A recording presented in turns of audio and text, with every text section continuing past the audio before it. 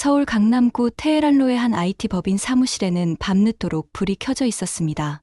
50대 후반의 박현수 대표는 또다시 집에 전화를 걸어 같은 말을 반복하고 있었죠. 여보, 오늘도 회사에서 자야겠어. 새 프로젝트 때문에 너무 바빠서. 전화 너머로 들리는 아내 윤정희의 목소리는 차가웠습니다. 의사 출신인 그녀는 원래 감정을 잘 드러내지 않는 성격이었지만 최근 들어서는 더욱 냉담해져 있었어요. 또 그러시는군요. 알겠습니다. 박현수는 전화를 끊고 깊은 한숨을 내쉬었습니다. 사실 그의 사무실 책상 위에는 처리할 일이 그리 많지 않았어요. 몇 개의 서류와 내일 회의 자료 정도였죠.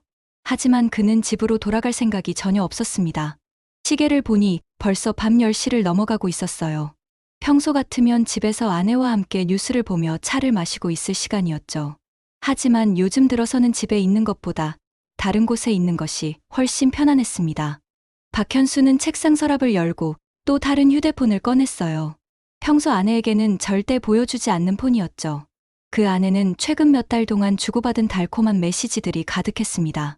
오늘도 늦어? 기다리고 있어. 메시지를 보는 그의 얼굴에는 집에서는 볼 수 없었던 부드러운 미소가 떠올랐어요. 그는 재빨리 답장을 보냈죠. 조금만 더 기다려. 금방 갈게. 한편 강남구 도곡동에 위치한 고급 아파트에서 윤정희는 혼자 거실 소파에 앉아 깊은 생각에 잠겨 있었습니다. 의사로서 오랫동안 사람들을 관찰해온 그녀의 직감은 남편의 변화를 놓치지 않았어요. 처음에는 정말 회사 일이 바쁜 줄 알았죠. IT 업계의 특성상 야근이 잦다는 것도 이해했습니다. 하지만 몇 달째 계속되는 이상한 패턴들이 그녀의 의심을 키워갔어요.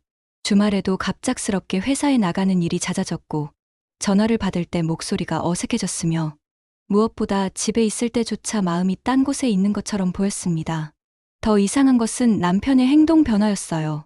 평소 무심했던 외모 관리에 신경을 쓰기 시작했죠. 새로운 향수를 사용하고 머리 스타일도 점개 바꾸었어요. 심지어 헬스클럽에 등록해서 운동까지 시작했습니다. 여보, 요즘 부쩍 젊어 보이시네요. 그때 윤정희가 농담 삼아 던진 말에 박현수는 당황한 듯 얼버무렸어요. 그래? 그냥 건강관리 좀 하려고. 그 순간 윤정희는 남편의 눈빛에서 뭔가 숨기고 있다는 확신을 얻었습니다. 의사로서 오랫동안 환자들을 상대하면서 기른 직감이었어요. 사람이 거짓말을 할 때 나타나는 미묘한 신호들을 놓치지 않았죠. 윤정희는 스마트폰을 들고 인터넷 검색창에 사설탐정이라는 단어를 입력했습니다. 의사로서의 논리적 사고가 그녀를 이끌었죠. 추측만으로는 아무것도 해결할 수 없다는 것을 잘 알고 있었어요. 확실한 증거가 필요했습니다. 검색 결과로 나온 여러 탐정 사무소들 중에서 그녀는 가장 신뢰할 만해 보이는 곳을 선택했습니다. 리뷰도 좋고 경력도 오래된 곳이었어요. 손가락이 떨리는 것을 느끼면서도 그녀는 전화번호를 눌렀습니다. 안녕하세요. 진실탐정사무소입니다. 안녕하세요. 상담을 받고 싶은데 남편 뒷조사를 의뢰하고 싶습니다. 목소리가 떨렸지만 그녀는 끝까지 말했습니다. 25년간 함께 살아온 남편을 의심한다는 것이 얼마나 마음 아픈 일인지 스스로도 잘 알고 있었어요. 하지만 더 이상 불확실한 상태로는 살 수 없었습니다. 전화 상담을 통해 윤정희는 탐정에게 남편의 최근 행동 변화들을 자세히 설명했어요. 야근이 잦아진 것, 외모에 신경 쓰기 시작한 것, 휴대폰을 예전보다 조심스럽게 다루는 것 등등 모든 것을 빠짐없이 전달했죠. 부인, 충분히 의심할 만한 상황이네요. 일주일 정도 미행해 보겠습니다. 확실한 증거를 찾아드릴게요. 탐정의 전문적이고 침착한 목소리가 윤정희에게는 오히려 안도감을 주었어요. 이제 진실을 알 수 있을 것이라는 생각에 한편으로는 두렵기도 했지만요. 탐정사무소에서 나온 2명의 전문 탐정은 벌써 일주일째 박현수의 뒤를 쫓고 있었습니다. 처음 며칠은 정말로 회사에서만 머물렀어요. 하지만 탐정들은 포기하지 않았죠. 경험상 이런 경우 패턴이 있기 마련이었습니다. 월요일부터 목요일까지는 실제로 회사에서 밤을 보냈어요. 사무실 소파에서 자고 아침에는 근처 찜질방에서 씻고 나오는 모습이 목격되었죠. 탐정들도 혹시 정말 바쁜 것은 아닌가 하는 의구심이 들기 시작했어요. 하지만 금요일 밤 상황이 완전히 달라졌습니다. 박현수는 평소와 전혀 다른 행동을 보였어요. 저녁 8시경 회사를 나온 그는 자신의 차로 가지 않고 근처 카페로 향했죠. 카페에서 그는 누군가를 기다리는 듯한 모습이었어요. 계속 시계를 보고 휴대폰을 확인하며 안절부절 못했습니다. 탐정들은 적당한 거리에서 망원렌즈로 그의 모든 행동을 기록했어요. 30분 후, 한 여자가 카페로 들어왔습니다. 40대 중반으로 보이는 세련된 외모의 여성이었어요. 박현수는 그녀를 보자마자 얼굴에 환한 미소를 지었죠. 집에서는 절대 볼 수 없었던 표정이었어요. 두 사람은 1시간가량 대화를 나누며 친밀한 모습을 보였습니다. 손을 잡고 서로를 바라보며 웃는 모습까지 모든 것이 카메라에 담겼어요. 확실히 수상하네요. 저게 단순한 비즈니스 미팅은 아니에요. 탐정 중 한 명이 동료에게 속삭였습니다. 오랜 경험으로 볼 때 저런 행동은 명백히 불륜의 징조였어요. 카페를 나온 두 사람은 여자의 검은색 아우디 A6에 함께 탔습니다. 박현수가 자신의 차를 그대로 두고 다른 사람 차에 타는 것도 이상했어요. 탐정들은 재빨리 미행 준비를 했죠. 타겟이 움직입니다. 검은색 아우디 A6를 따라가겠습니다. 아우디는 강남의 번화가를 빠져나와 분당 방향으로 향했어요. 뒤따라가는 탐정들의 차량은 적당한 거리를 유지하며 미행했습니다. 너무 가까이 붙으면 들킬 수 있고 너무 멀리 떨어지면 놓칠 수 있었기 때문이었어요. 고속도로를 타고 약 30분을 달린 후 아우디는 분당의 한 고급 오피스텔 단지 앞에 멈춰섰습니다. 이곳은 분당에서도 특히 비싼 곳으로 유명했어요. 대부분 외국계 회사 임직원이나 의사, 변호사 같은 전문직 종사자들이 거주하는 곳이었죠. 박현수는 차에서 내리자마자 주변을 두리번거리며 살펴보았습니다. 마치 누군가 지켜보고 있는지 확인하는 듯한 행동이었어요. 하지만 탐정들은 이미 적당한 거리에서 망원렌즈가 달린 카메라로 모든 것을 기록하고 있었습니다. 두 사람이 오피스텔 로비로 들어가자 탐정 중 한 명이 재빨리 뒤따라 들어갔어요. 로비는 꽤 넓었고 여러 명의 사람들이 있어서 들키지 않고 관찰하기에 좋은 환경이었죠. 엘리베이터 버튼을 누르는 박현수의 손가락을 주의 깊게 관찰했습니다. 18층 버튼이 눌렸어요. 탐정은 재빨리 무전기에 대고 보고했죠. 18층으로 올라갑니다. 곧 확인해 보겠습니다. 몇 분 후 다른 탐정이 같은 엘리베이터를 타고 18층에 도착했습니다. 복도는 조용했고 박현수는 이미 어느 집 안으로 들어간 후였어요. 복도에는 4개의 집이 있었는데 그중 1805호에서만 불빛이 새어나오고 있었습니다. 탐정은 조심스럽게 문 앞에 다가가 귀를 기울였어요. 안에서는 여자의 웃음소리와 함께 박현수의 목소리가 들렸습니다. 평소 집에서는 들을 수 없었던 부드럽고 달콤한 목소리였죠. 자기야, 오늘 회의 어땠어? 그런 건 생각하지 말고 우리 시간을 즐기자. 탐정은 더 이상 들을 필요가 없다고 판단했어요. 이미 충분한 증거를 확보했으니까요.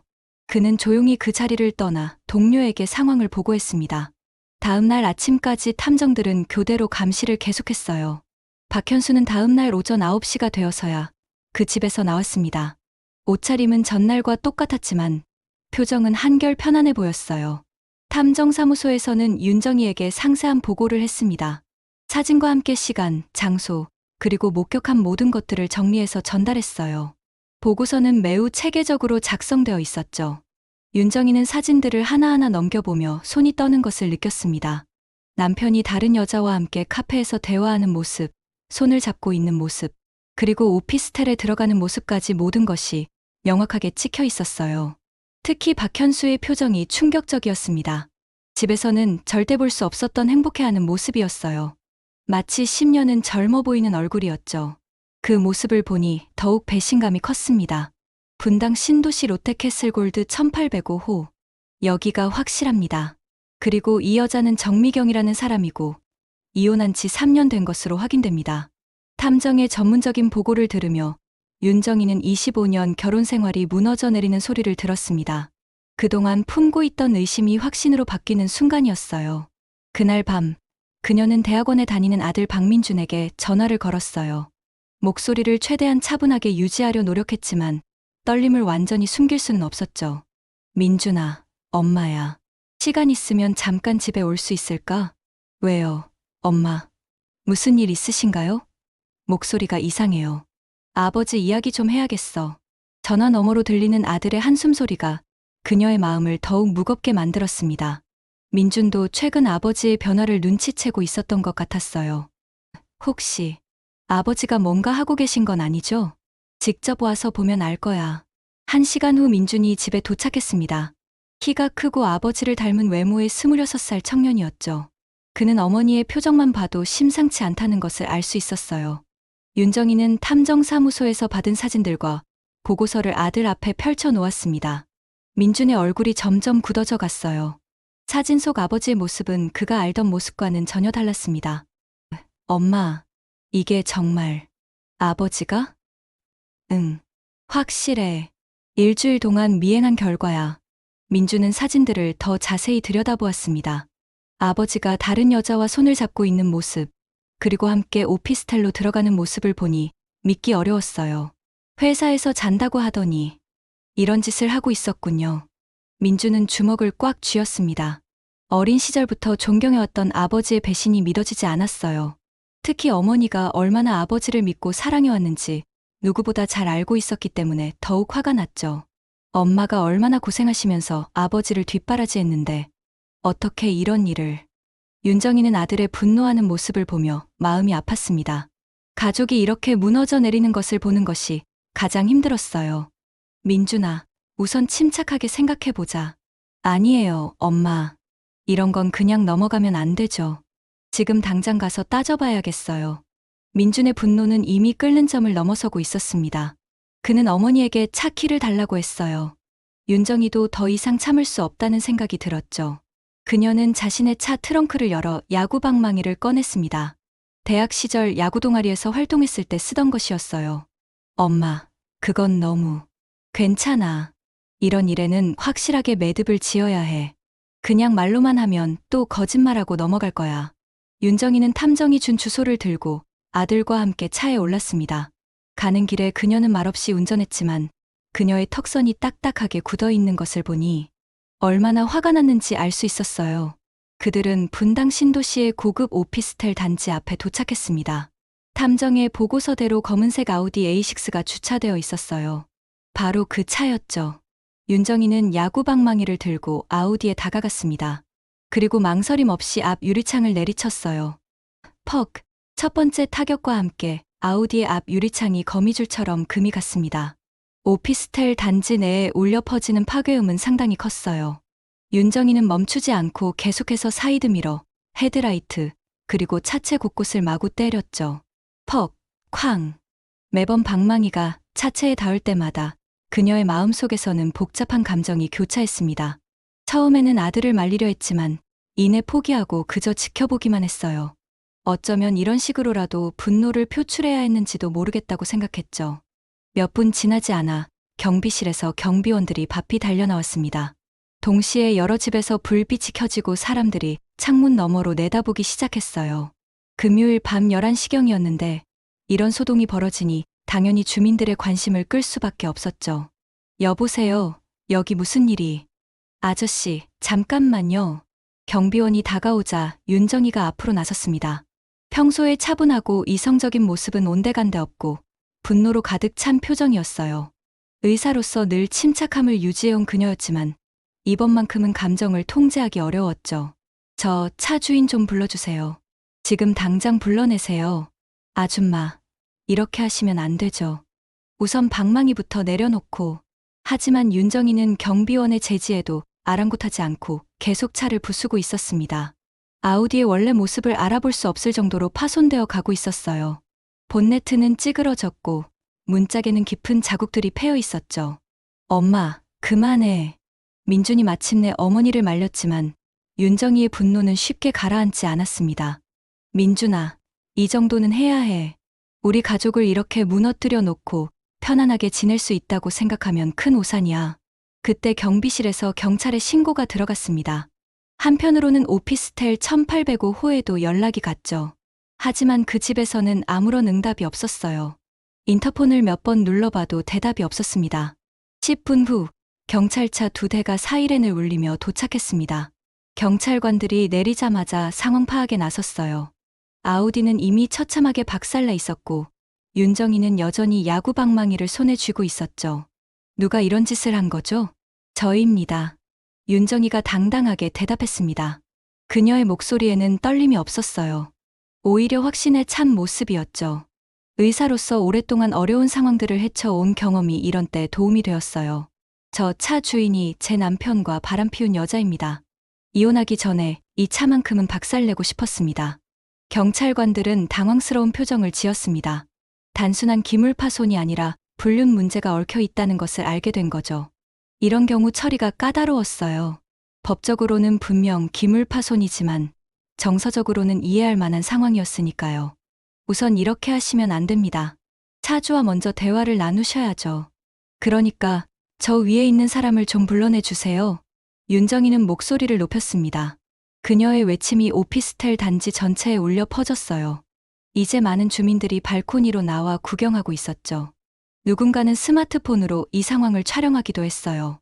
경비원이 다시 한번 인터폰을 통해 1805호에 연락을 시도했지만 여전히 응답이 없었습니다. 분명 안에 있다는 것을 모두가 알고 있었지만 나올 생각을 하지 않고 있었어요. 박현수 씨, 나와요. 당신 아내가 여기 와 있다고요. 윤정이가 목소리 높여 외쳤습니다.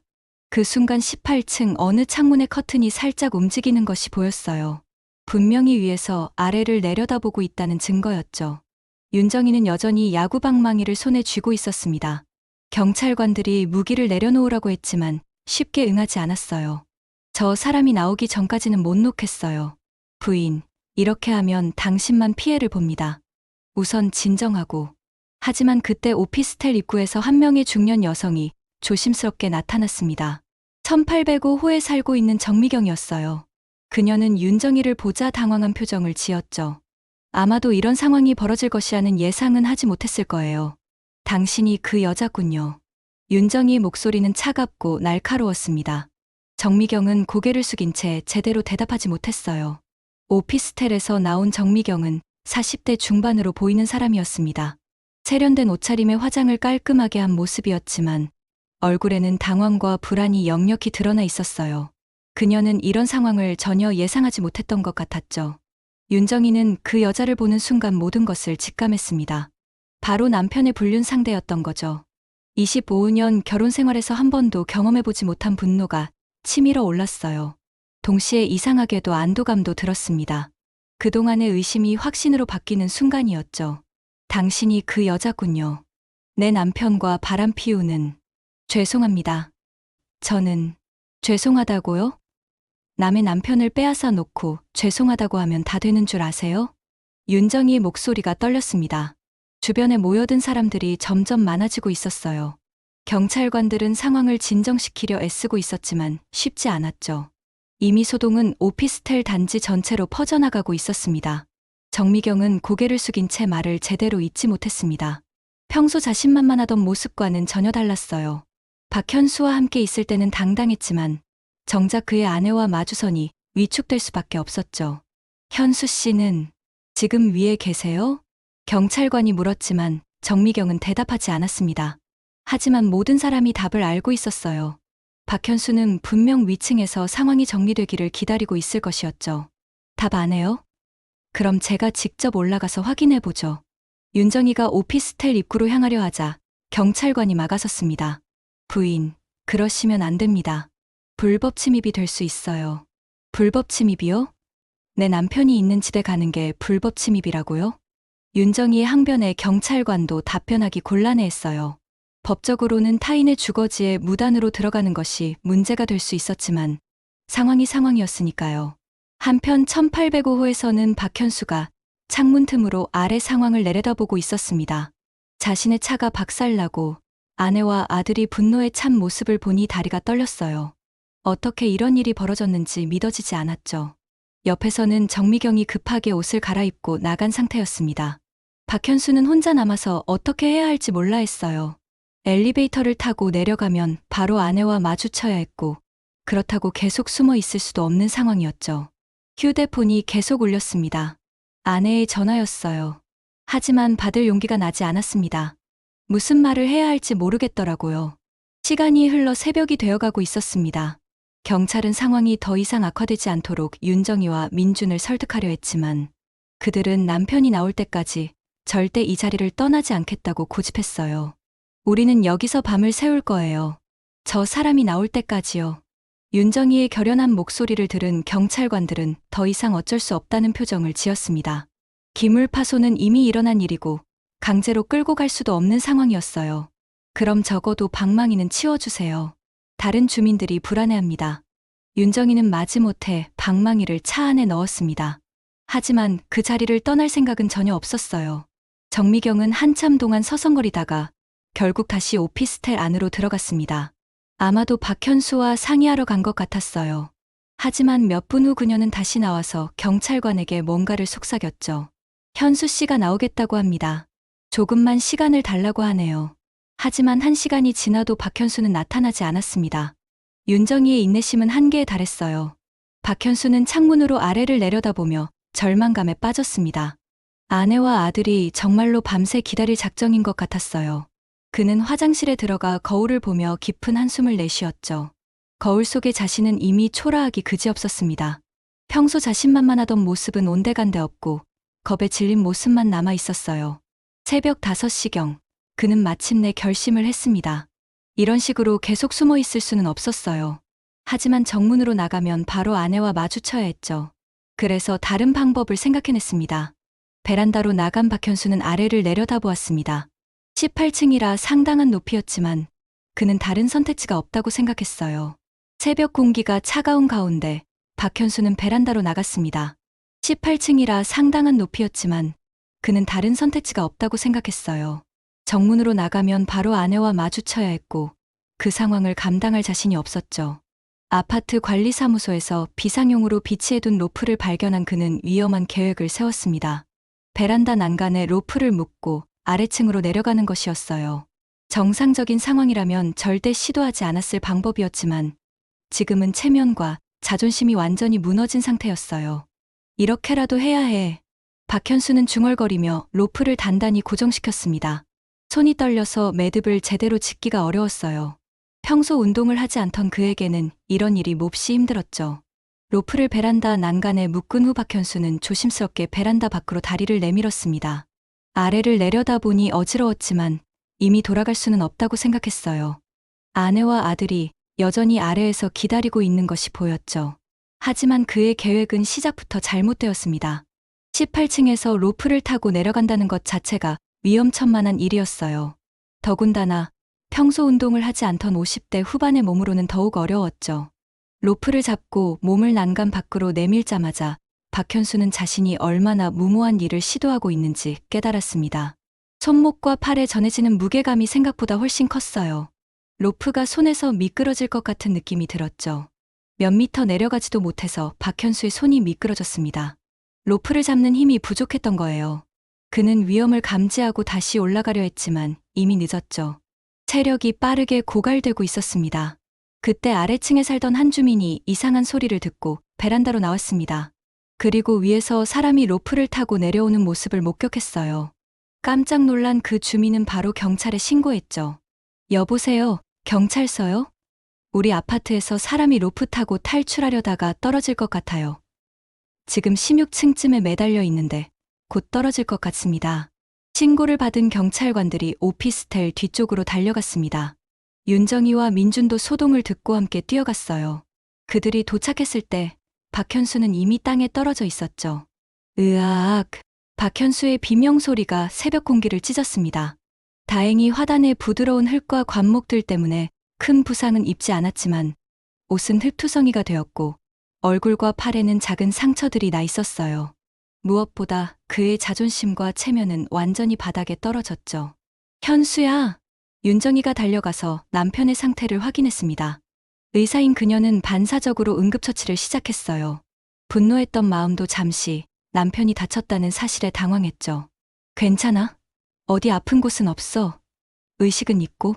박현수는 아내의 걱정 어린 목소리를 들으며 더욱 참담한 기분이 들었습니다. 이 모든 상황이 자신의 잘못 때문에 벌어진 일이었어요. 그는 고개를 들어 아내를 바라보며 입을 열었죠. 미안해. 정말 미안해. 이럴 줄 몰랐어. 하지만 미안하다는 말로 모든 것이 해결될 수는 없었습니다. 주변에는 이미 많은 사람들이 모여 있었고 누군가는 스마트폰으로 이 모든 상황을 촬영하고 있었어요. 내일이면 인터넷에 올라갈 것이 분명했죠. 민주는 쓰러진 아버지를 보며 복잡한 감정에 휩싸였습니다. 화가 났지만 동시에 측은하기도 했어요. 아버지, 왜 이렇게까지? 경찰관과 119 구급대원들이 박현수의 상태를 점검했습니다. 다행히 생명에는 지장이 없었지만 병원에서 정밀 검사를 받아야 한다고 했어요. 사무실에서 잔다더니 이게 제 남편입니다. 윤정희 목소리가 새벽 공기에 울려 퍼졌습니다. 주변 주민들이 모두 들을 수 있을 만큼 큰 소리였어요. 그녀의 분노와 절망이 그 한마디에 모두 담겨 있었죠. 박현수의 추락 사건은 그날로 끝나지 않았습니다. 오피스텔 주민들 사이에서는 금세 소문이 퍼져나갔고 며칠 뒤에는 인근 지역 전체가 이 이야기를 알게 되었어요. 특히 IT 업계는 생각보다 좁은 세계였기 때문에 박현수의 이야기는 순식간에 동업계 사람들 사이에서 화제가 되었죠. 박 대표가 새벽에 로프 타고 도망치려다 떨어졌다더라. 아내한테 걸려서 차까지 박살났다면서 야구방망이로? 그래, 아들이 직접 때렸다던데 완전히 고철덩어리 됐다더라고. 직원들 사이에서도 수군거림이 끊이지 않았습니다. 평소 권위적이고 카리스마 있는 모습을 보여왔던 대표의 체면은 완전히 실추되었어요. 회사 분위기도 어색해졌죠. 회의실에서 박현수가 말할 때도 예전 같은 집중도를 보이지 않았습니다. 대표님, 괜찮으세요? 다치신 곳은 없으시고요? 직원들의 안부 인사에도 어딘지 모르게 다른 의미가 담겨 있는 것 같았어요. 진짜 걱정하는 것인지 아니면 단순한 호기심인지 구분하기 어려웠죠. 박현수는 며칠간 회사에 나오지 못했습니다. 몸의 상처보다는 마음의 상처가 더 컸어요. 거울을 보면서 자신이 얼마나 한심한 일을 저질렀는지 깨달았죠. 로프를 타고 도망치려 했다니 생각할수록 부끄러웠습니다. 병원에서는 다행히 큰 부상이 없다고 했지만 여기저기 타박상과 찰과상이 있었어요. 특히 손목과 어깨 부위가 많이 아팠죠. 하지만 정신적인 충격이 더 컸습니다. 한편 집에서는 윤정희가 혼자 깊은 생각에 잠겨 있었어요. 남편의 배신에 대한 분노는 여전했지만 그가 다친 모습을 보고 나서는 복잡한 감정이 들었습니다. 25년간 함께 살아온 사람이었어요. 미워하려고 해도 쉽게 미워할 수가 없었죠. 병원에서 돌아온 박현수를 보며 윤정희는 말했습니다. 손목은 괜찮아요? 응, 괜찮아. 바보 같은 짓 했네요. 로프라니. 이 말에 박현수는 고개를 숙일 수밖에 없었습니다. 정말 바보 같은 짓이었어요. 어떻게 그런 생각을 했는지 자신도 이해할 수 없었죠. 민주는 아버지에 대한 실망감을 감추지 않았습니다. 대학원 동기들 사이에서도 이미 소문이 퍼져 있었어요. 아버지를 존경해왔던 만큼 배신감은 더욱 컸죠. 엄마, 이혼하시는 게 맞는 것 같아요. 민준아, 아버지 같은 사람과 더 이상 함께 살 필요 없어요. 엄마도 아직 젊으시잖아요. 새로운 시작을 할 수 있어요. 하지만 윤정희는 쉽게 결정을 내리지 못했습니다. 이혼이라는 것이 말처럼 간단한 일이 아니라는 걸 알고 있었어요. 더군다나 의사로서의 경력도 있고 사회적 체면도 고려해야 했죠. 무엇보다 정말 이혼이 최선의 선택인지 확신이 서지 않았습니다. 일주일 후 박현수는 마침내 집으로 돌아왔습니다. 그동안 호텔에서 지내면서 많은 생각을 했어요. 집 앞에 선이 다리가 떨렸지만 더 이상 도망칠 수는 없다고 생각했죠. 문을 열고 들어서자 윤정희가 거실 소파에 앉아 있었습니다. 그녀는 남편을 보고도 별다른 감정 표현을 하지 않았어요. 단지 차갑게 바라볼 뿐이었죠. 평소 같으면 다쳤는데 왜 이제야 와? 정도의 말이라도 했을 텐데 이번에는 완전히 달랐습니다. 앉아. 박현수는 조심스럽게 아내 맞은편에 앉았습니다. 평소 같으면 자연스럽게 나누었을 일상적인 대화도 이제는 불가능해 보였어요. 집 안의 분위기가 완전히 바뀌어 있었습니다. 할 말 있으면 해. 정희야, 내가 정말 잘못했어. 변명할 여지가 없어. 그래서 이혼하고 싶으면 하자. 내가 원하는 대로 하겠어. 위자료도 내가 원하는 만큼 주고. 윤정희는 남편의 말을 들으며 복잡한 심정이었습니다. 사실 그녀도 이혼에 대해서는 확신이 서지 않았어요. 분노했던 마음은 시간이 지나면서 조금씩 가라앉고 있었죠. 하지만 신뢰는 완전히 무너져 있었습니다. 당신이 그 여자와 완전히 관계를 정리한다면 한 번 더 기회를 줄 수도 있어. 박현수의 얼굴에 희망의 빛이 스쳤습니다. 하지만 윤정희의 다음 말이 그를 다시 현실로 돌려놓았어요. 하지만 예전 같은 부부로 돌아갈 수는 없어. 그건 확실해. 같은 집에 살 수는 있지만 우리는 이제 다른 사람이야. 그로부터 석 달이 흘렀습니다. 박현수와 윤정이는 여전히 같은 집에서 살고 있었지만 그들의 관계는 완전히 달라져 있었어요. 형식적인 부부일 뿐 실질적으로는 남남과 다름없었죠. 각자 자기 방을 사용하고 식사도 따로 했습니다. 박현수는 약속대로 정미경과의 관계를 완전히 정리했습니다. 분당의 오피스텔도 더 이상 가지 않았어요. 정미경에게도 연락을 완전히 끊었죠. 하지만 잃어버린 아내의 신뢰를 되찾기는 쉽지 않았습니다. 정미경 씨와는 정말 끝났어. 전화번호도 지웠고 다시는 만나지 않겠어. 그런가요? 그렇게 해야죠. 윤정이의 대답은 담담했습니다. 더 이상 화를 내지도 않았고 그렇다고 기뻐하지도 않았어요. 단지 당연한 일을 확인하는 정도였죠. 회사에서의 상황도 크게 나아지지 않았습니다. 직원들은 겉으로는 예전과 다름없이 대했지만 박현수는 그들의 시선에서 미묘한 변화를 느낄 수 있었어요. 한때 존경받던 CEO의 권위는 많이 실추되어 있었죠.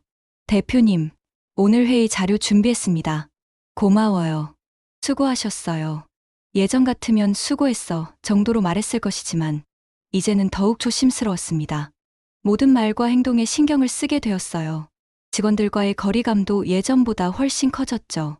업계에서의 소문도 쉽게 가라앉지 않았습니다. 비즈니스 모임에서도 사람들의 시선이 불편했어요. 직접 말하지는 않았지만 모두가 그 사건을 알고 있다는 것을 느낄 수 있었죠. 박 대표, 요즘 어떠세요?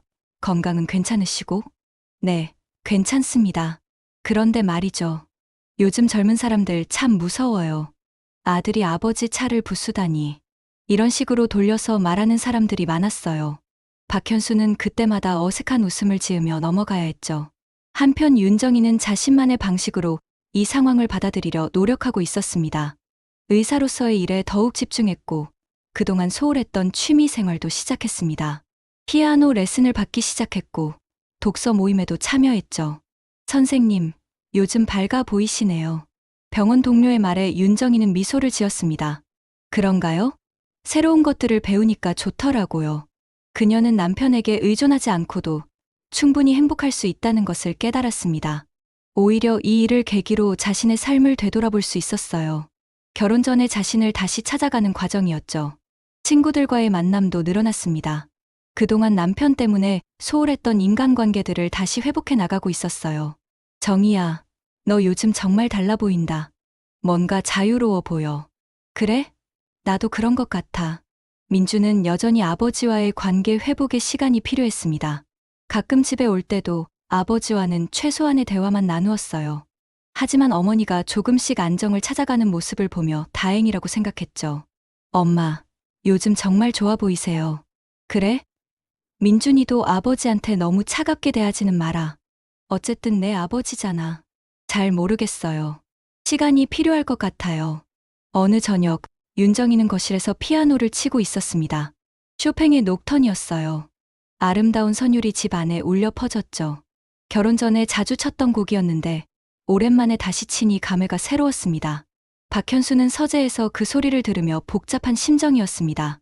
아내가 혼자서도 이렇게 평온해 보인다는 사실에 그는 자신이 이제 아내의 삶에 더 이상 필요 없는 존재가 되었음을 깨달았죠. 그의 존재는 더 이상 윤정이의 행복에 영향을 미치지 않았습니다. 그제서야 그는 모든 것을 잃었다는 것을 뼈저리게 느꼈습니다. 그로부터 1년이 더 흘렀습니다. 윤정이는 이제 피아노를 치는 시간이 많아졌고 봉사활동도 시작했습니다. 남편과의 관계는 여전히 평행선이었지만 그녀는 더 이상 그 관계에 얽매이지 않았습니다. 엄마, 저녁 같이 드실래요? 퇴근한 민준이 어머니의 방을 노크했습니다. 아들 덕분에 윤정이는 외롭지 않았어요. 그래, 오랜만에 우리 둘이 맛있는 거 먹자. 박현수는 늦은 시간 퇴근해 집으로 돌아왔습니다. 거실은 비어 있었고 아들과 아내의 방에서 웃음소리가 들려왔어요. 박현수는 씁쓸한 표정으로 자신의 서재로 향했습니다. 예전 같으면 함께 웃고 떠들었을 저녁 시간이었지만 이제는 남의 이야기처럼 느껴졌죠. 사업도 예전 같지 않았습니다. IT 시장은 빠르게 변화했고 새로운 프로젝트를 찾아내는 것이 쉽지 않았어요. 박현수는 직원들에게 점점 더 의지하게 되었고 그의 리더십은 위태롭게 흔들렸습니다. 대표님, 요즘 힘들어 보이세요. 한 직원이 걱정스럽게 물었습니다. 아니야, 괜찮아. 신경 쓰지 마. 박현수는 애써 괜찮은 척했지만 이미 그의 불안함은 직원들에게도 전해지고 있었죠. 그러던 어느 날 회사의 주요 거래처가 계약을 해지한다는 통보를 했습니다. 박 대표님, 저희도 어쩔 수가 없습니다. 다른 회사와 계약을 진행하게 되었습니다. 아니, 무슨 소리예요? 지금까지 잘해오지 않았습니까? 박현수는 당황하며 물었지만 거래처 대표는 단호했습니다. 죄송합니다. 저희는 회사의 이미지를 중요하게 생각합니다. 최근 박 대표님께 일어난 일 때문에 저희도 부담이 컸습니다. 그는 잠시 말을 멈췄다가 조심스럽게 말을 이었습니다. 아무쪼록 잘 해결되시길 바랍니다. 박현수는 망연자실했습니다. 그가 저지른 한 번의 실수가 개인적인 문제를 넘어 사업에까지 영향을 미치고 있다는 사실을 깨달았죠. 그의 불륜 사건은 IT 업계의 주요 화제였고 그의 도덕적 해이가 회사의 신뢰를 떨어뜨리고 있었습니다. 집으로 돌아온 박현수는 텅 빈 거실에 앉아 깊은 생각에 잠겼습니다. 그는 자신이 모든 것을 잃었다고 생각했습니다. 사랑하는 아내와 아들의 신뢰, 그리고 평생을 바쳐 쌓아온 사업까지 모두 한순간에 무너져 내렸죠. 그는 서재로 가 평소처럼 혼자 늦은 밤을 보냈습니다. 다음 날 아침, 박현수는 아내에게 조용히 말을 걸었습니다.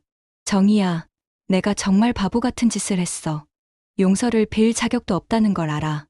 하지만 이렇게라도 말하고 싶었어. 윤정희는 그의 말을 듣고도 별다른 반응을 보이지 않았습니다. 그들의 관계는 이미 돌이킬 수 없을 만큼 멀어졌다고 생각했기 때문이죠. 정말 미안해. 모든 것을 잃고 나서야 깨달았어. 그의 눈에는 진심 어린 후회가 담겨 있었지만 윤정희는 이미 지쳐 있었습니다. 늦었네요. 당신이 모든 것을 잃었을 때 저도 당신의 아내로서의 삶을 잃었어요. 그녀의 차가운 목소리에 박현수는 아무 말도 할 수 없었습니다. 그날 밤, 윤정희는 자신의 방에 앉아 생각했습니다. 박현수가 자신의 모든 것을 잃었다고 말했지만 그녀 역시 그 사건으로 인해 많은 것을 잃었습니다. 하지만 그녀는 그 속에서 새로운 자신을 찾아냈죠. 남편에게 의존하지 않고 자신의 삶을 개척해 나가는 힘을 얻었습니다. 며칠 후, 윤정희는 변호사를 만났습니다. 이혼을 결심한 것이었죠. 민주는 어머니의 결정을 응원했습니다. 엄마, 잘 생각하셨어요. 아버지는 아직도 본인이 뭘 잘못했는지 모르는 것 같아요. 아니, 민준아. 이제는 알 것 같아. 그래서 더 안타까운 거야. 박현수가 모든 것을 잃고 나서야 자신의 잘못을 깨달았다는 사실이 그녀의 마음을 아프게 했습니다. 하지만 이미 늦었다는 것을 그녀는 잘 알고 있었죠. 법정에서 박현수는 윤정희에게 위자료를 포함해 재산 대부분을 넘겨주겠다고 말했습니다. 그는 더 이상 자신의 잘못을 회피하지 않았습니다. 법정 밖에서 박현수는 윤정희에게 마지막으로 말했습니다. 행복하게 살아, 정희야. 이제라도 내 인생을 찾아. 윤정희는 아무 말 없이 뒤돌아섰습니다. 그녀는 이미 자신만의 삶을 살고 있었고 그 삶에 박현수가 필요 없다는 것을 깨달았기 때문이었죠. 시간이 흘러 박현수는 회사를 정리했습니다. 그는 이제 혼자서 작은 스타트업을 운영하며 조용하고 평범한 삶을 살고 있었습니다. 더 이상 화려한 성공을 꿈꾸지 않았고 가족의 소중함을 깨달았습니다. 하지만 그가 잃어버린 것들은 다시 되돌릴 수 없었죠. 윤정희는 피아노 연주회도 열고 봉사활동을 하며 새로운 삶을 살았습니다. 그녀의 얼굴에는 항상 평화로운 미소가 번져 있었습니다. 가끔 아들이 아버지의 안부를 묻곤 했지만 그녀는 그저 말없이 웃을 뿐이었어요. 그녀의 인생은 이혼으로 끝난 것이 아니라 새로운 시작이었던 거죠.